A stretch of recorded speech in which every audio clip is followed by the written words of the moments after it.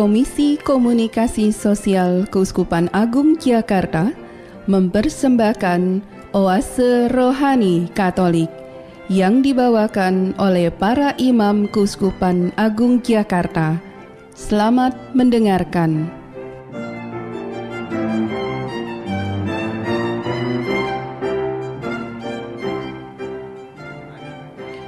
Selamat pagi pendengar Cakrawala yang terkasih. Di pagi hari ini Selasa 10 Desember 2013 di Pekan Advent yang kedua, kita berjumpa kembali dalam acara Oase Rohani Katolik. Dan selama 1 jam ke depan, kita akan bersama dengan Romo Diocesan Frans Doi dalam acara Oase Rohani Katolik. Dan tentu saja bersama saya, Penta Rafaela.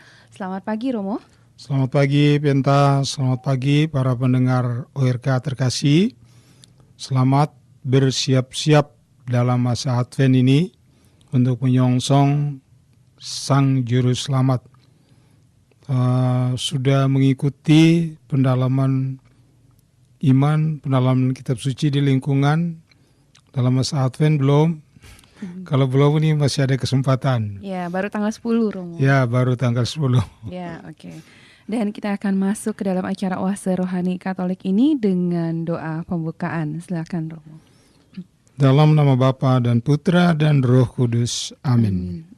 Bapa di surga, Bapa Maha Pengasih, pada pagi hari ini kami anak-anak-Mu menyatakan pujian dan syukur karena Engkau telah melindungi kami pada malam hari, memberikan kami kesegaran baru pada pagi hari ini. Dan kami siap untuk melaksanakan tugas perutusan-Mu ya Bapa dalam tugas kami masing-masing, dan kami mohon terang Roh-Mu yang kudus untuk mengurapi hati kami, pikiran dan akal budi kami, agar kami dapat mendengarkan firman-Mu yang menjadi petunjuk bagi jalan kami. Sehingga hari ini kami sungguh-sungguh melakukan kehendak-Mu untuk memuliakan nama-Mu dengan perantaran Kristus Tuhan kami. Amin. Amin. Perbincangan rohani Injil hari ini.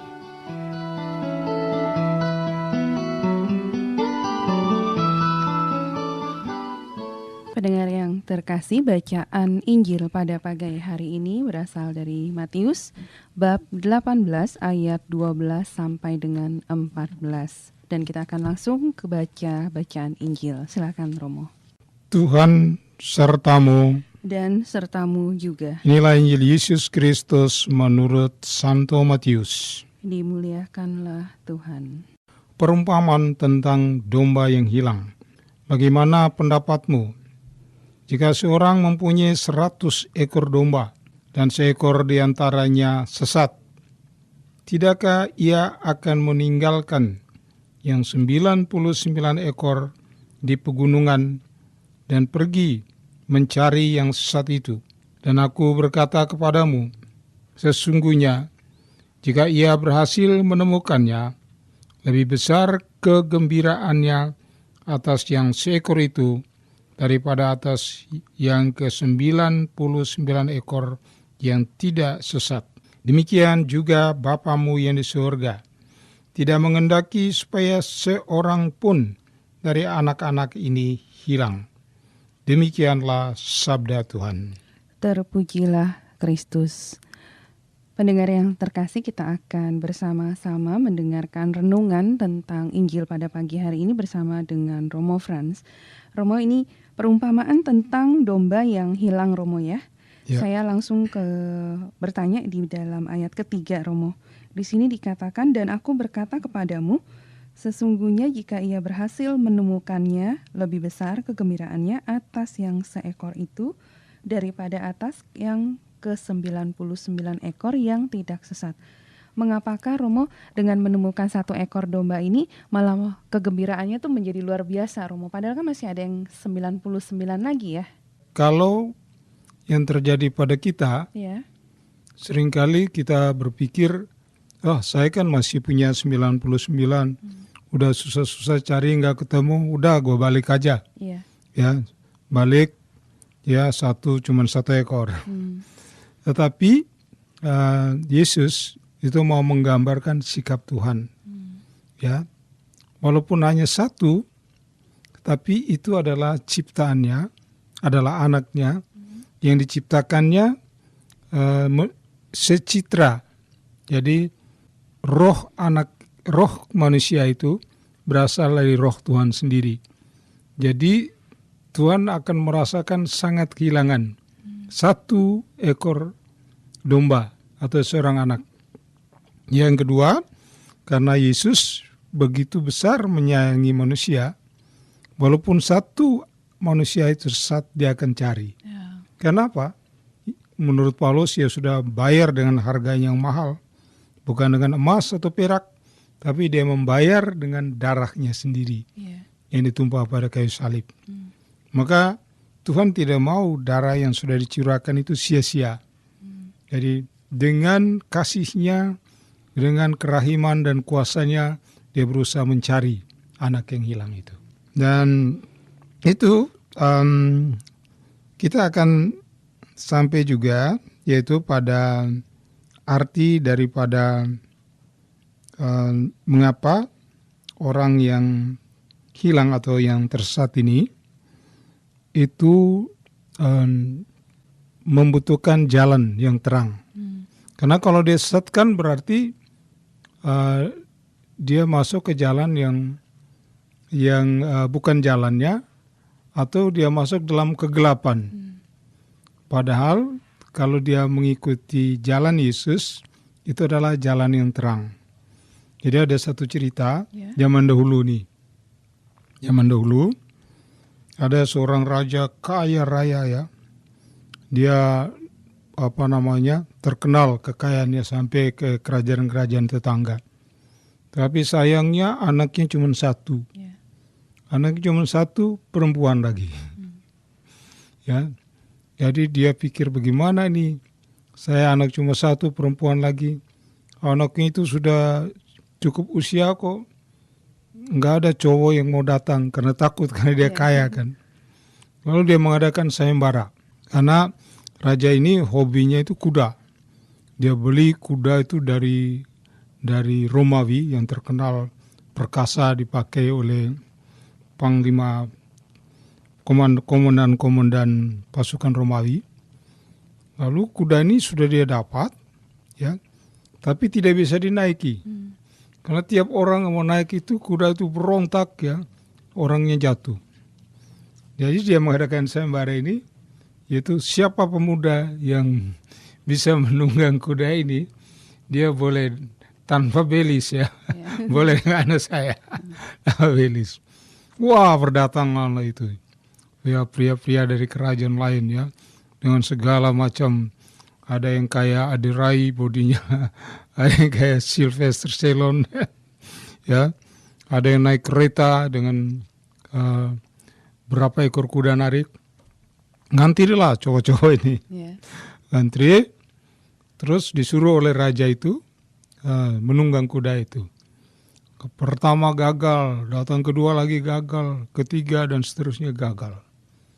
Ya, karena itu datanglah seorang, dia tidak terlalu kaya, tapi ya lumayan gantengnya. Jadi dia datang, dia izin sama raja, Baginda raja boleh enggak saya memutar kuda ini? Oh silakan. Kalau dia putar kudanya itu bukan diarahkan ke istana, tapi menghadap membelakangi istana. Karena ada matahari yang keluar dari sana.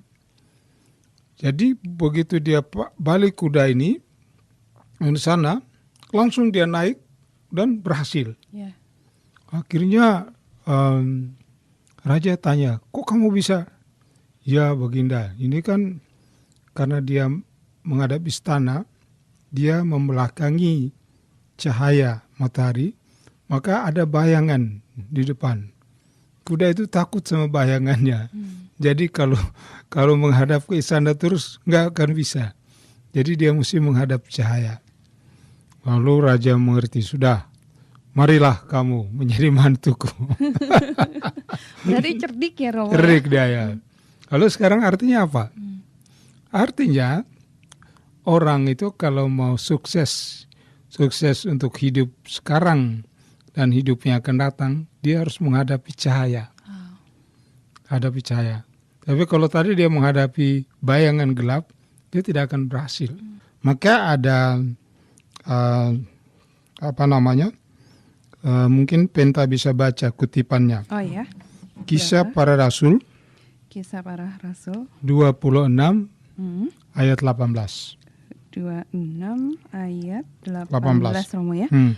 Untuk membuka mata mereka supaya mereka berbalik dari kegelapan kepada terang dan dari kuasa iblis kepada Allah, supaya mereka oleh iman mereka kepadaku memperoleh pengampunan dosa dan mendapat bagian dalam apa yang ditentukan untuk orang-orang yang dikuduskan. Iya, itulah yang dilakukan oleh pemuda itu.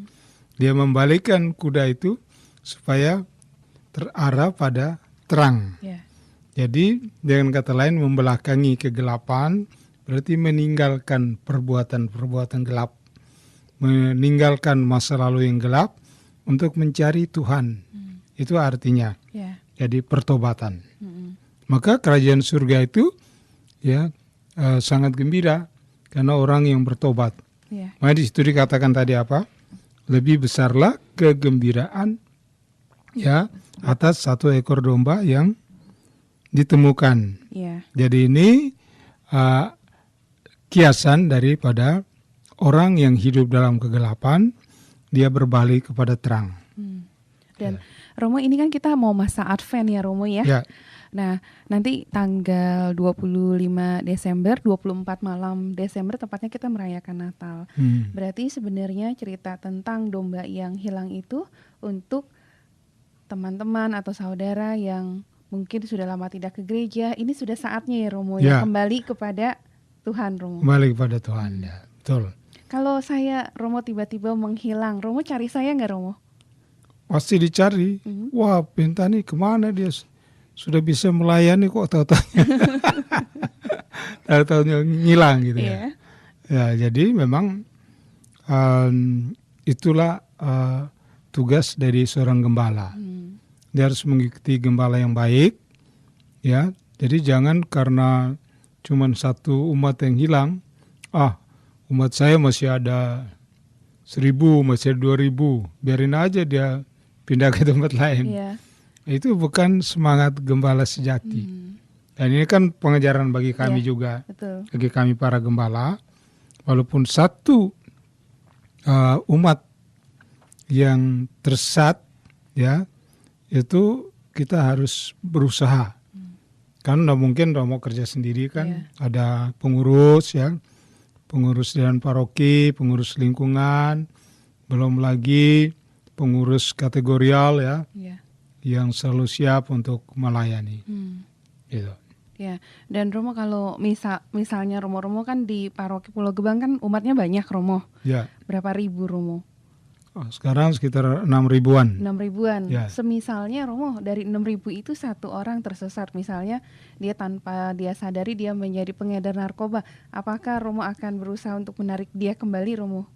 Iya, itu mau tidak mau harus dicari walaupun dia sudah di penjara. Meskipun sulit kelihatannya. Meskipun sulit. Pernah tuh dibilang di mana agak jauh ya, di penjara itu. Tapi karena memang tugas seorang gembala, yaitu kita harus beri waktu, harus meluangkan waktu. Karena kalau tidak melakukan, tidak menolong, ya nanti kan kalau di dunia kan enggak masalah ya.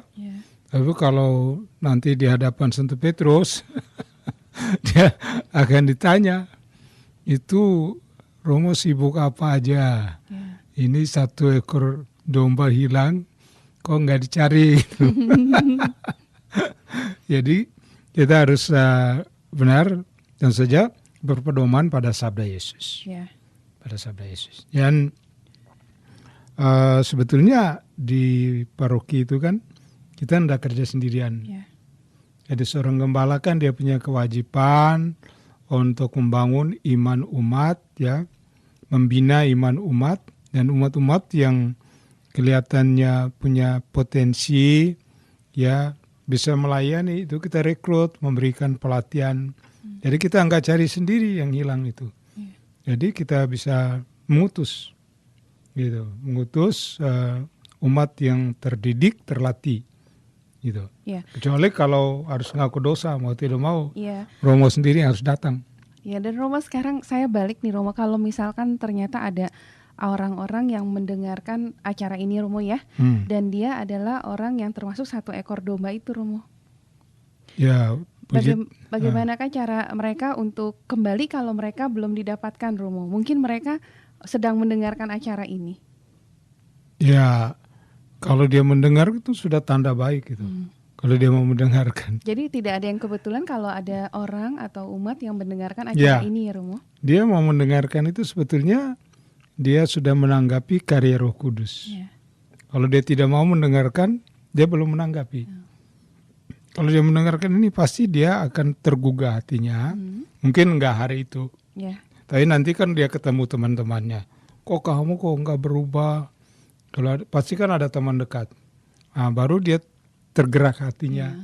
Baru dia cari ya pastornya atau juga dalam persekutuan ya yang bisa menolong dia pernah diajak tapi dia nolak.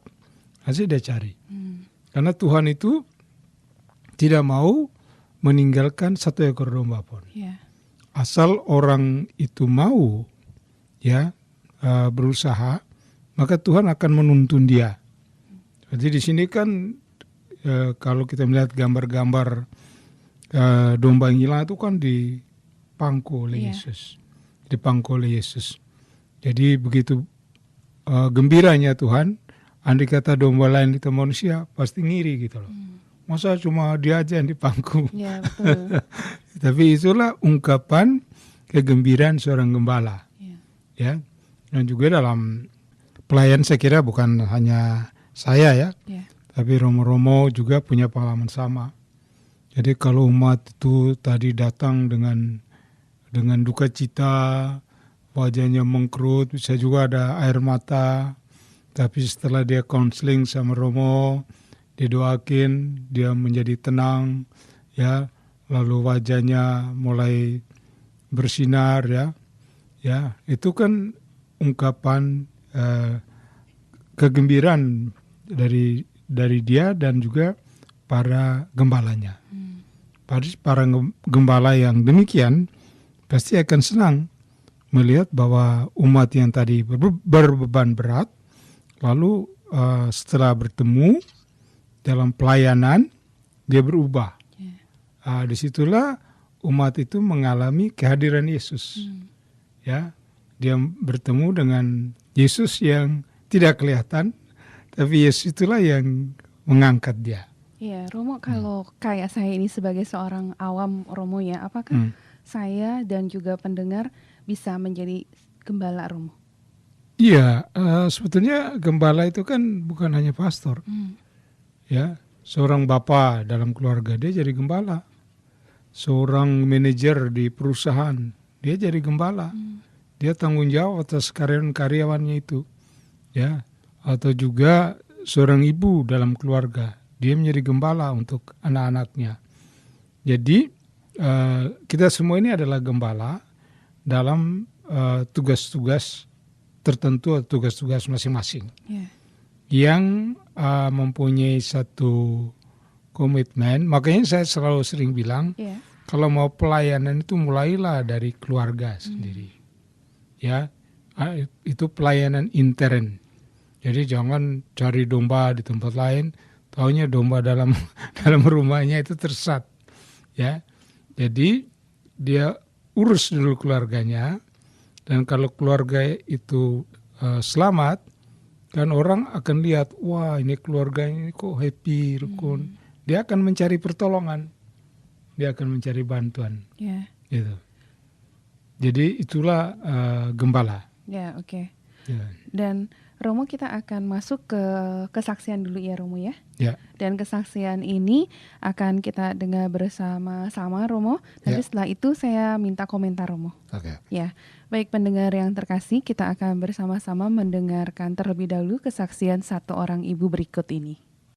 Saya Monika Darmastuti dari Maria Bunda Karmel Tomang, mengikuti meditasi kitab suci di Gereja Hati Kudus Yesus di Keramat Raya pada jam 10 hingga jam 12 siang setiap hari Rabu di bawah pimpinan Romo Frans Doi beserta Romo-Romo Fransiskan. Kejadian ini sangat membingungkan, membuat saya sedih, membuat saya putus asa, dan saya juga hampir sampai tidak percaya lagi dengan Yesus. Saya mau pergi ke tempat lain untuk menyembuhkan anak saya karena saya melihat tingkah laku Irma yang aneh dan di luar kepercayaan saya. Saya nggak menyangka karena di usia Irma yang sudah 27 tahun, begitu saya juga pensiun, kok kejadian ini terjadi pada saya, yang mana saya harus mengalami sendiri karena suami saya bertugas di luar dan adiknya pun sampai tidak percaya untuk kejadian ini. Dia menganggap bahwa Irma itu terlalu manja, terlalu disayang oleh ibu dan bapak. Padahal ini enggak. Ini benar-benar Irma yang aneh, Irma yang ajaib, bertingkah laku kasar, matanya melotot-lotot, dan senangnya hidup di air berjam-jam dari pagi hingga jam 2 malam. Dia betah di air, dia tidak mau makan, dia tidak percaya kepada kami. Semua, termasuk kamar mandi, di bak kamar mandi itu airnya selalu dibuang. Dia tidak mau makan makanan dari rumah. Dia selalu membeli sendiri makanan dan minuman. Kalau minuman itu masih tersedia separuh, dia tidak akan minum lagi. Pasti dia buang. Saya juga bingung, ini anak ngambil uang dari mana? Kok bisa-bisanya selalu dia membeli ini? Ya, saya percaya pasti Irma mencuri uang saya demi untuk pacarnya yang dia sayangin. Sampai bingung, karena pacarnya ini juga aneh, pasti memasuki hal-hal yang gaib kepada anak saya Irma. Karena dari matanya Irma itu selalu melotot dan merah. Dan dia juga semua barang-barang semua dimasukkan ke kamar mandi. Sampai barang-barang di rumah dirusak, dijebol. Baju saya juga dijebolin yang ada resletingnya. Lemari komputer, termasuk motornya dia juga dirusak. Sampai mur-murnya dicopotin. Akhirnya saya panggil tukang kembali untuk memperbaiki rumah. Ternyata dari alat-alat tukang itu Irma juga merusak. Untung bor listriknya itu ketahuan kalau murnya sudah tidak ada. Kalau dia sampai tukangnya itu make, pasti kan dia akan kesetrum karena murnya itu sudah dicopot Irma. Tegel rumah dicopot-copot, diketok-ketok, apalagi pintu kamar mandi dijebol. Sampai nat-nat dari tehel itu dia bongkar-bongkar. Ini aneh, ini anak saya pikir, aduh Yesus tolonglah saya Yesus. Ini kok kejadian begini amat di usia anak saya udah 27 tahun, kenapa ini terjadi? Ibu saya pun sampai menganjurkan saya untuk bangun pada malam hari. Walaupun ibu saya Islam, tapi dengan tekun tetap menolong saya, tetap sabar membantu anaknya Irma. Tapi ibu saya pun juga dipikir kompromi dengan saya. Sampai dia bilang, Nenek udah dibayar berapa sih sama Bu Tuti? Nenek kok gitu amat sih? Kok mau dibayar sama Ibu Tuti? Dasar lo gila lo Tuti lo dukun. Sampai dipasang spanduk di depan rumah. Silakan bukan hanya pasang spanduk, dia pun berteriak-teriak. Ini rumah Ibu dukun nih. Ayo sini. Dipasanglah spanduk besar-besar oleh Irma dengan tulisan spidol warna biru atau merah, dia tulis gede-gede. Silahkan menghubungi Ibu Monika, Kun dukun, Darmastuti dukun, Darmastuti tukang mematok orang, tukang membayar orang. Berapa sih lo duitnya? Setinggi-tingginya gunung emas, lo juga akan runtuh. Ingat lo, dunia berputar, roda berputar. Iya, Irma emang dunia berputar, tapi berputarnya bukan yang salah kayak Irma. Akhirnya saya juga nggak tahan. Sampai akhirnya saya bangun. Saya nggak mau diginiin, Yesus bantu saya Yesus. Saya nggak mau saya diginiin, Yesus kau disia-siakan oleh anak saya Irma. Tapi maaf Yesus, semua ini bukan kejadian Irma. Ini adalah Irma yang roh jahat menempel di tubuhnya. Yesus, bantu saya, tolonglah tunjukkan jalan saya yang baik. Sampai saat itu saya udah berdoa gitu, malah Irma bukan sadar, tapi malah patungmu Yesus kau dibuang-buang, dan Bunda Maria dihancurkan, rosario dicopot-copot, patung Yesus dibalik-balik, bahkan dirimu Yesus yang melambangkan kami orang Kristiani itu dibongkar sama Irma, dibuang di tempat sampah, dibuang di selokan. Tukang-tukang pemulung juga sudah pada berderet setiap pagi di rumah kami untuk mengambil barang-barang yang dibuang oleh Irma. Tapi puji Tuhan, saya mendengarkan Radio Cakrawala itu, saya mendapatkan alamat itu. Tapi saya juga masih pergi ke gereja di Keramat. Saya masih pergi ke gereja yang tempat saya tinggal, sampai dianjurkan oleh ketua lingkungan untuk menghubungi Romo. Tapi Romo tersebut, karena dia berprofesi sebagai dokter, dia tidak percaya dengan hal-hal gaib gini. Saya sudah ke psikolog, di rumah sakit RSCM pun itu Irma tidak ada hasilnya. Dan saya sudah juga pergi ke tempat penyembuhan tempat lain berkali-kali. Di tempat yang jauh saya jalanin dari pertama hingga berulang-ulang retret tersebut saya ulangi. Saya dianjurkan mencium Irma. Oke, Irma saya jalankan. Irma mau apa sih dari ibu? Ya, lu emang emang anak aja yang salah. Lu kan juga salah. Ya Irma, ibu salahnya apa? Ya udah ibu minta maaf. Ibu mau mencium kakimu Irma. Ayolah Irma. Enggak, lu jahat loh. Lu jahat. Jahat gimana? Lu emang jahat. Dasar lu dukun. Ya memang akhirnya saya juga bingung kok saya selalu dikatakan dukun. Ya itu memang kejadian itu karena saya melihat tingkah laku perbuatan Irma itu dengan pacarnya itu tidak baik. Makanya saya tahu dia berusaha untuk melukai mata saya, menyiram dengan karbol atau dengan pembersih kaca sekalipun. Ia akan menjalani, bahkan pisau sampai saya umpetkan supaya dia tidak main dengan pisau tajam, karena dia selalu mau mencakar saya, memaki-maki saya dan menjambak saya, bahkan ingin membunuh saya. Saya tahu dengan itu, tapi saya selalu berdoa dengan Yesus bahwa Yesus adalah kekuatan saya, bahwa Yesus adalah cahaya terang saya dan juga bagi anak saya. Walaupun saya harus menghadapi ini semua karena suami saya bekerja di luar, yang mana dia juga tidak percaya. Pada saat suami saya datang bekerja, itu pun tidak dibukakan oleh Irma pintunya, itu pun dikunci oleh Irma. Terpaksa suami saya menjebol pagar supaya ia bisa masuk. Aduh, suami saya sampai menangis melihat rumah yang tadinya begitu rapi sekarang berbentuk seperti kandang. Mana Irma menjemur pakaian di depan, Irma makan di depan, kasur di depan. Aduh, udah baunya bukan main deh, sampai Irma mungkin juga pipis di depan. Aduh, pakai suami saya sampai nangis. Ini kok kejadian begini? Yesus, tolonglah saya. Puji Tuhan, saya bertemu dengan Romo Frans Doi dan Mas Budi. Akhirnya saya minta alamat tersebut dan saya datang ke tempat tersebut. Puji Tuhan, Romo Frans Doi membantu menyembuhkan Irma. Akhirnya Irma dapat mengeluarkan hal-hal negatif dari belakang dan juga mengeluarkan air dari kupingnya, dan dia juga sudah bisa bersih. Semuanya ini berkat bantuan dari Romo Frans Doi bersama tim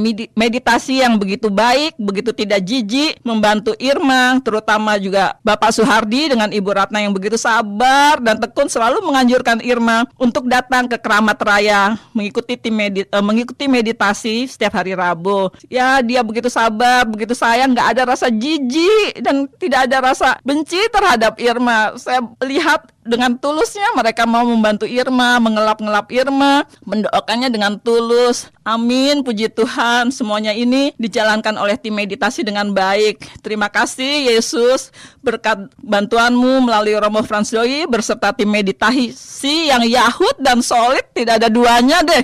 Pokoknya silahkan teman-teman untuk datang ke tim meditasi di Keramat Raya setiap hari Rabu jam 10 hingga jam 12. Kita pasti tidak akan merasa lelah dan tidak akan merasa bingung jika kita mengikuti meditasi tersebut.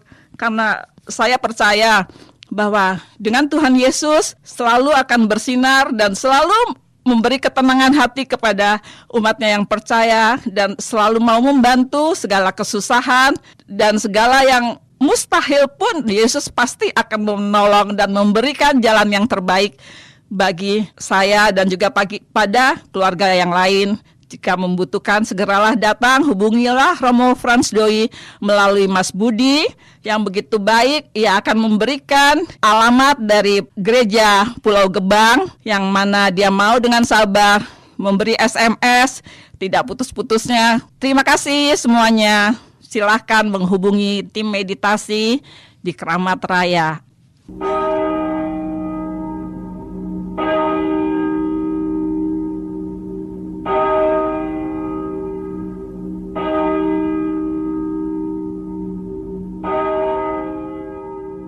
Marilah berdoa.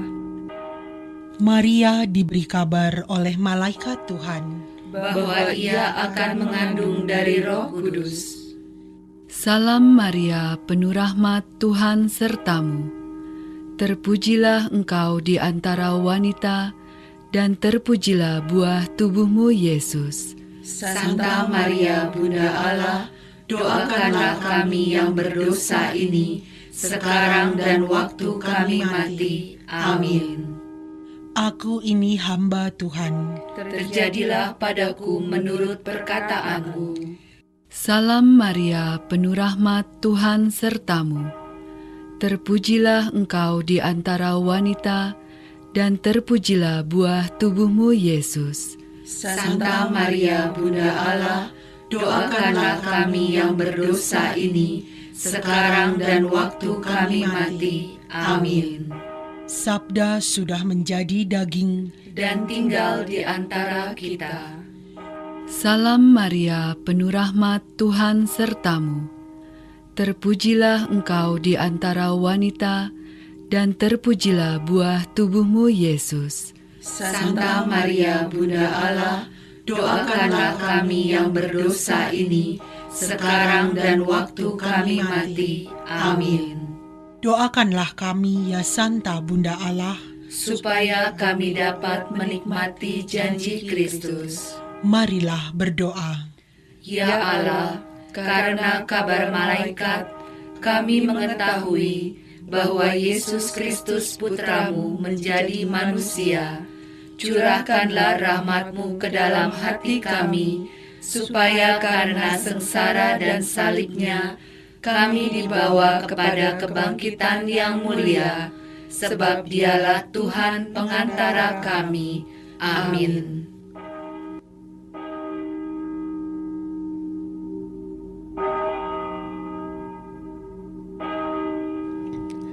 Pendengar yang terkasih, hari ini 10 Desember Gereja Katolik memperingati Santo Yohanes Robertus. Yohanes lahir di Wels pada tahun 1577. Meskipun bukan Katolik, ia diajari oleh seorang romo tua. Yohanes pergi ke Universitas Oxford di Inggris untuk sementara waktu.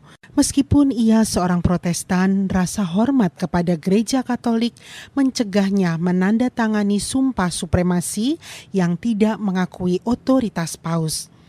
Ia harus meninggalkan Oxford, maka ia pergi ke Paris. Di sana ia bergabung dengan Gereja Katolik. Yohanes tidak membuang waktu setelah ini untuk mengambil langkah-langkah menjadi imam.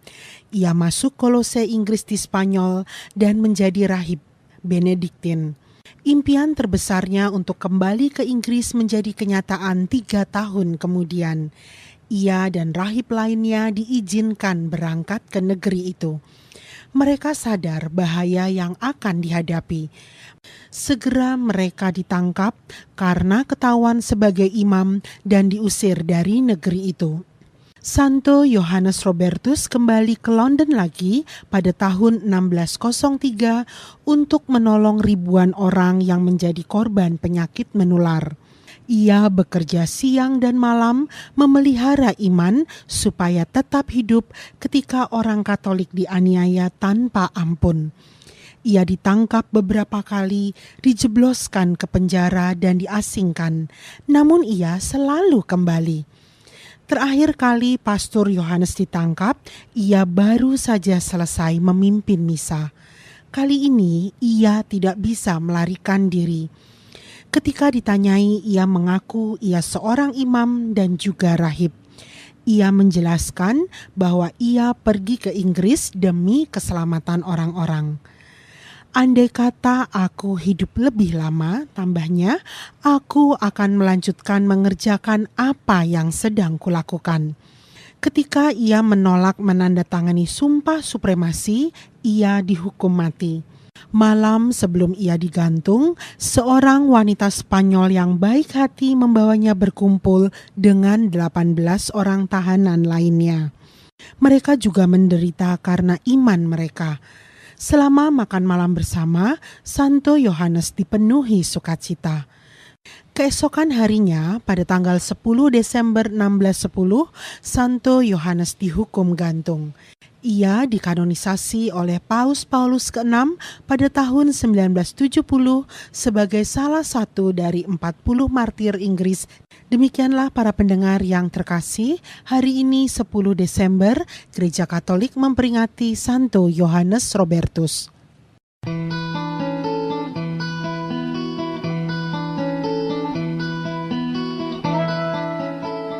Dialog Iman Katolik.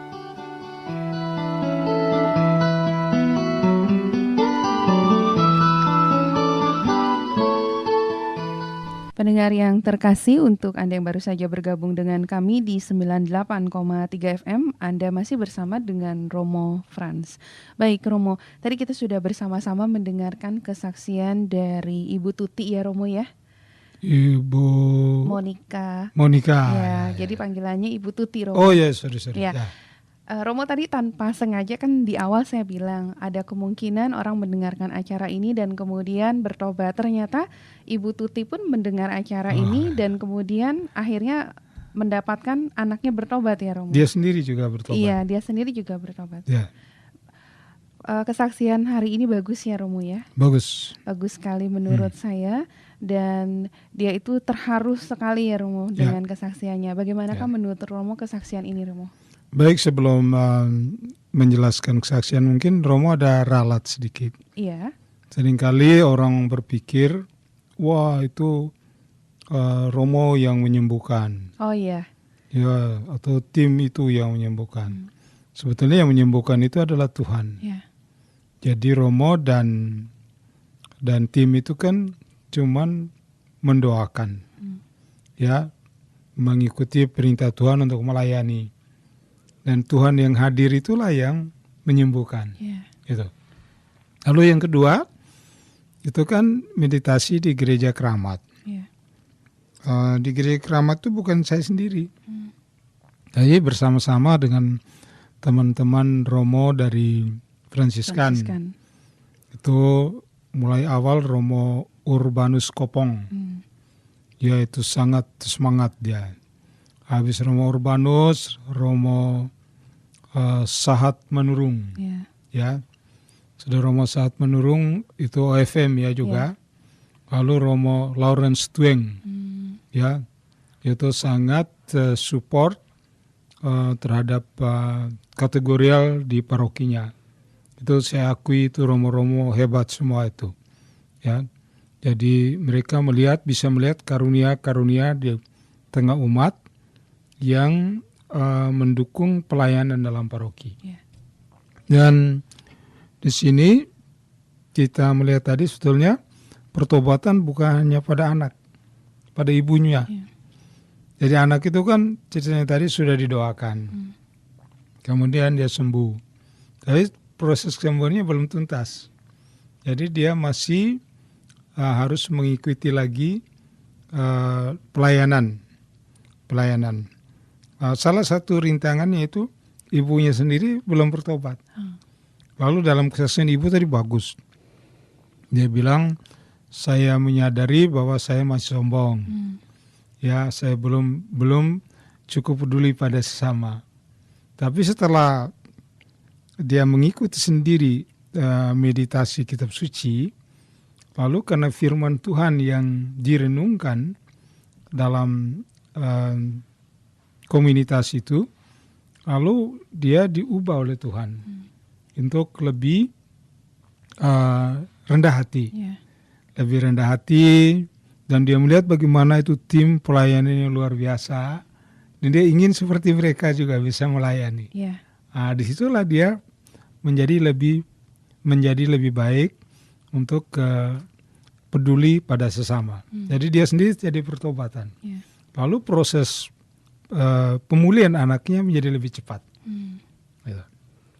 Dan anak ini namanya Irma tadi. Nah itu disebutkan ada sikap-sikapnya yang di luar kontrol.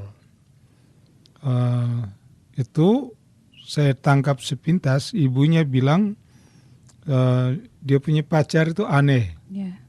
Ya, biasanya pengalaman saya itu kalau kasus-kasus seperti itu berarti itu pernah berhubungan dengan dukun.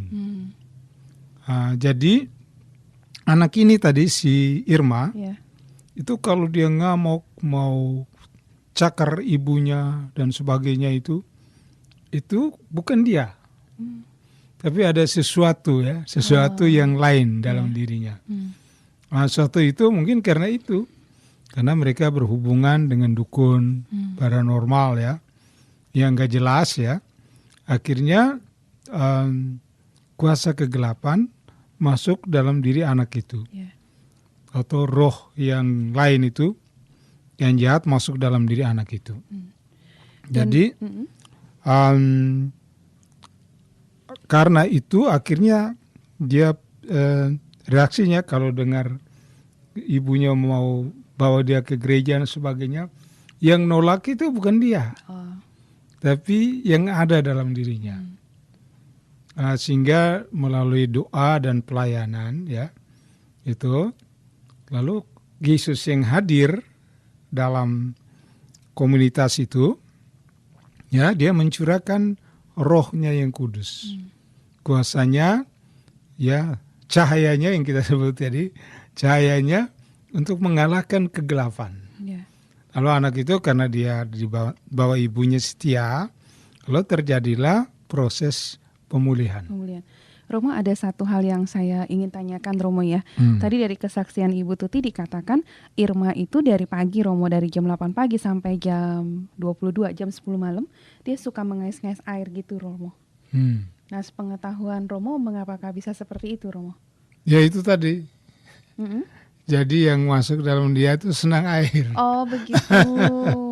Senang air ya. Jadi ya itu tidak perlu ditafsirkan di sini. Bagi saya tuh kalau ditanya umat tadi apa Romo, tadi itu siapa? Saya bilang bukan siapa-siapa. Itu urusan Tuhan Yesus, dan Tuhan Yesus sudah menyelamatkan dia ya, dia sudah ditolong ya. Itu yang penting. Jadi kamu jangan perhatian lagi ke siapa itu, siapa yang kirim. Nggak boleh. Itu berarti kamu nggak fokus pada Tuhan. Sekarang kamu hidup baru, arahkan seluruh hati pikiranmu itu kepada Tuhan. Itu yang lebih penting.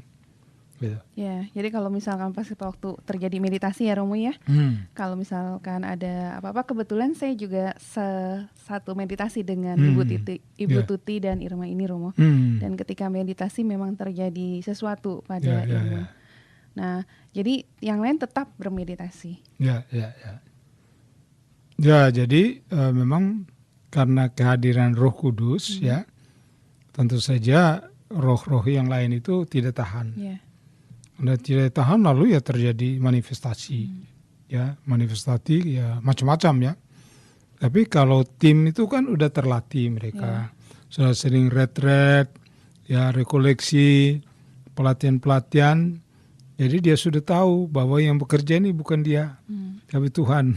Karena imannya akan Tuhan yang hadir dan perkara itu, maka tim itu tenang dia.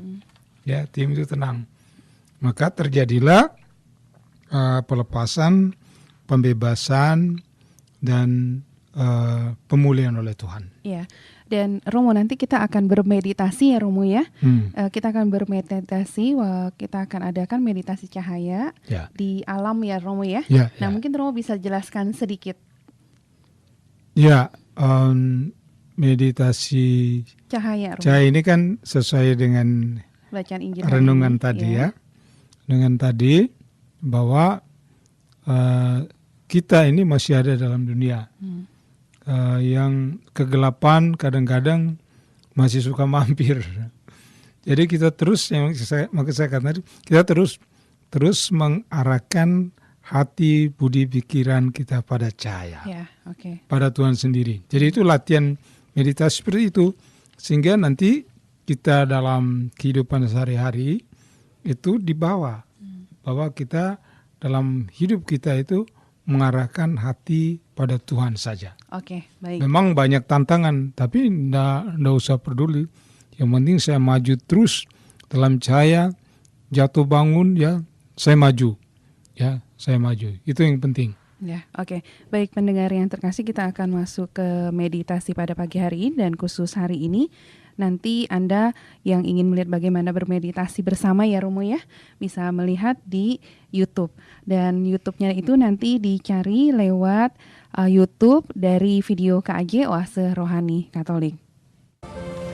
Pendengar terkasih, marilah kita bersama-sama menyiapkan hati untuk masuk dalam kontemplasi dengan judul Meditasi Cahaya. Karena Yesus adalah cahaya dunia.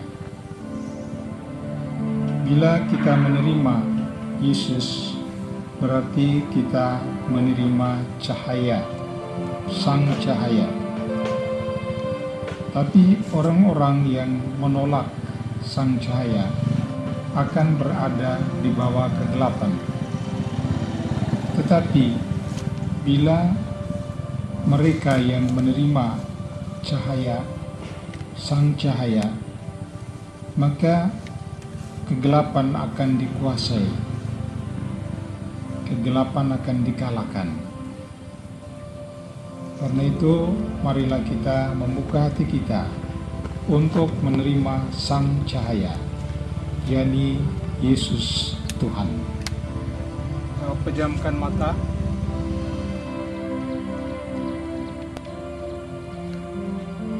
Marilah kita mengambil posisi duduk yang tegak, rileks.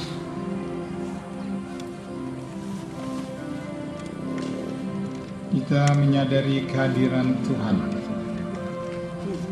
Bayangkan Yesus yang hadir di hadapanmu. Ia berjubah putih dan rambut sebahu. Sang cahaya adalah Sang Maha Kasih, dan Ia tersenyum kepadamu. Marilah kita menerima napas baru dari Tuhan. Tariklah napasmu pelan-pelan melalui hidung, terus ditarik.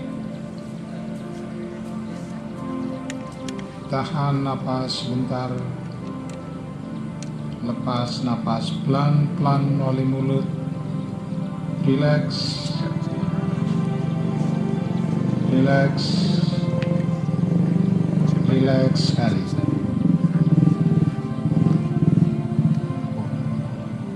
Tarik lagi napas melalui hidung, menerima napas baru dari Tuhan. Terus ditarik. Rasakan kasih dan kuasa Tuhan mengalir ke dalam hati, jiwa, dan tubuhmu. Tahan napas sebentar. Lepas napas pelan-pelan melalui mulut. Rileks. Rileks. Rasakan damai bersama Tuhan. Rileks. Tarik lagi napas melalui hidung. Terus ditarik perlahan.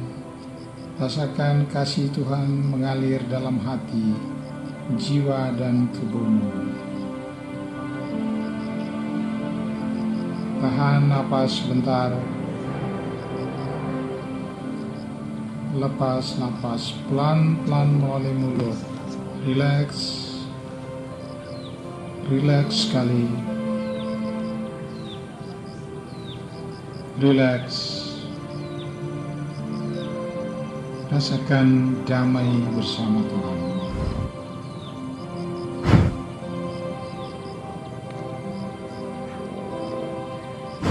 Rasakan terus kehadiran Yesus. Seperti dalam gambar-gambar Yesus korongkan. Dari dalam tangannya yang terbuka kepadamu ada cahaya yang memancar dan saat ini menyinari engkau. Dan cahaya itu datang menguasai kegelapan. Kegelapan karena dosa, kegelapan karena kekhawatiran, kegelapan karena putus asa, kegelapan karena keraguan. Saat ini cahaya dengan sinar putih yang berkilau-kilau dan lembut sedang menyinari engkau. Dan gambar atau simbol hitam dari dosa dan kelemahan pelan-pelan dikalahkan oleh cahaya putih. Warna hitam berubah menjadi kelabu dan cahaya putih itu terus menyinari. Warna kelabu berubah menjadi ungu, tanda pertobatan karena ia hadir. Dan cahaya ungu berubah menjadi violet, dan terus cahaya putih itu menyinari dan menguasai. Warna violet berubah menjadi merah, tanda kehadiran Roh Kudus yang menguasai engkau. Kehadiran Roh Kudus yang melepaskan engkau. Kehadiran Roh Kudus yang membebaskan engkau. Dan sekarang berubah menjadi cahaya merah muda, dan ada ketenangan, ada kedamaian, ada sukacita, dan cahaya merah muda berubah menjadi putih, putih sekali, cahaya putih yang kimilau. Roh Tuhan telah membebaskan Anda. Ada damai yang baru, ada kegembiraan baru, sukacita baru.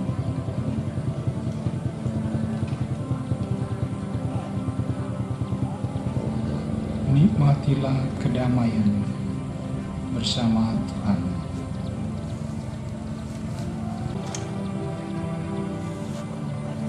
Damai sekali.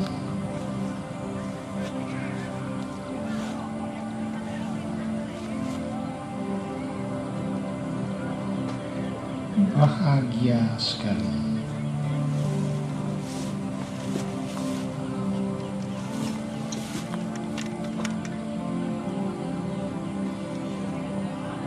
Indah bersama Tuhan.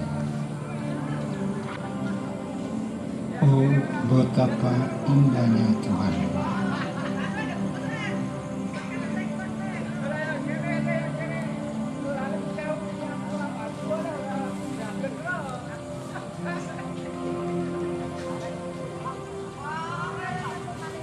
Betapa bahagianya aku, ya Tuhan.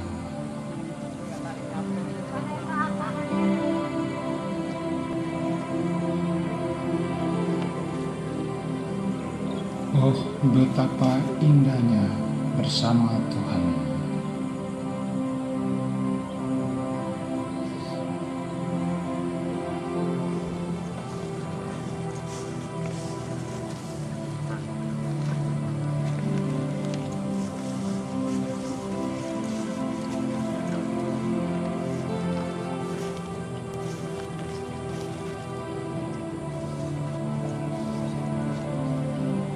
Pujilah Tuhan.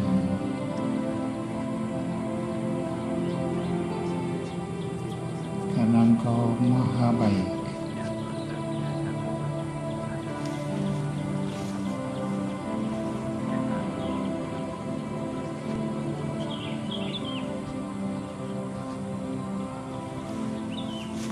Pujilah Tuhan, karena bahagia sejati yang kunikmati bersamamu. Terima kasih Tuhan. Ini aku anak-Mu.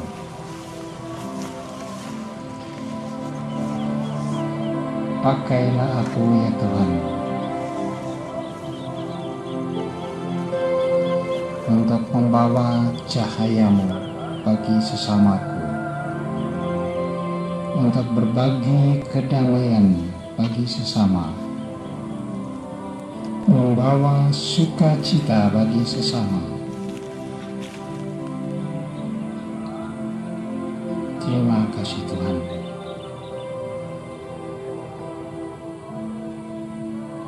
Marilah kita menyanyikan lagu Bapa Terima Kasih.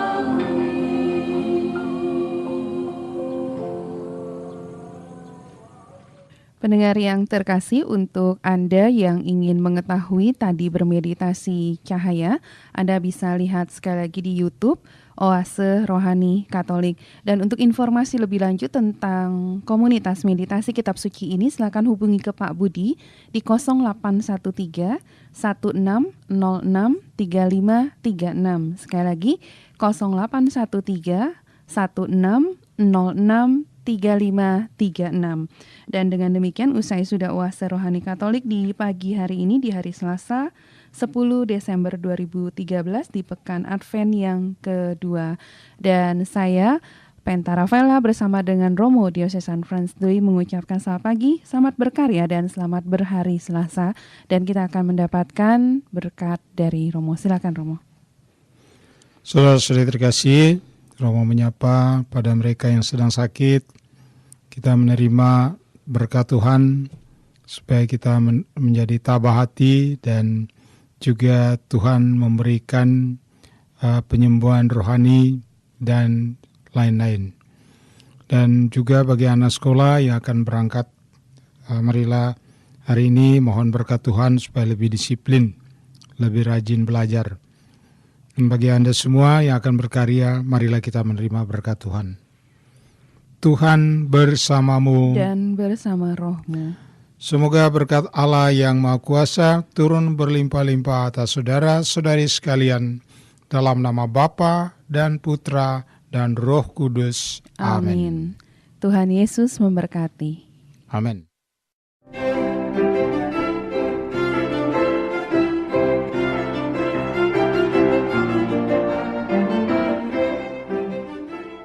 Demikianlah Oase Rohani Katolik yang dipersembahkan oleh Komisi Komunikasi Sosial Keuskupan Agung Jakarta yang dibawakan oleh para imam Keuskupan Agung Jakarta. Tuhan memberkati.